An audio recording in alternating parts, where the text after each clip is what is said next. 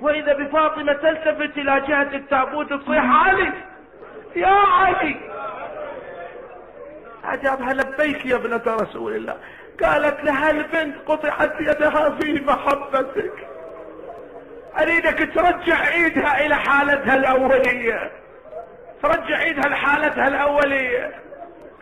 واذا الامام بكف يده، كف موجودة، ويحط تلك الكف على ذلك الزند ويمر بايده، ان شاء الله يمرها على صدور مرضى المؤمنين هذه الليلة، يمرها على صدر كل مهموم وكل مغموم يزيل غمه وهمه ان شاء الله، يمرها على صدر كل طالب حاجة ويقضي حاجته ويسر امور ان شاء الله، يمرها على قلب كل خايف، على صدر كل خايف يأمن خوفه ويفرج همه، يمرها على صدر كل صاحب قضية متعسرة يسر امره. يا علي يا علي، شيعتك في شدة، الله الله يا علي، هلا هلا يا امير المؤمنين، شيعتك في محنة في بلاء وما عندنا ملجأ الا انت يا علي، ما عندنا غاث ونستغيث به الا انت يا علي، ما عندنا كهف نلتجئ له الا انت يا علي.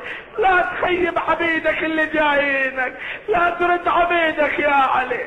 مر بتلك اليد المباركة على تلك اليد المقطوعة فعادت كما كانت واحسن، واذا بتلك الفتاة اخذت تقبل يدي فاطمة وتشوف ايدها صحيحة رجعت على زندها، ودعتها فاطمة وركبت في التابوت وركب وياها الامام وارتفع التابوت والتحم سقف الغرفة.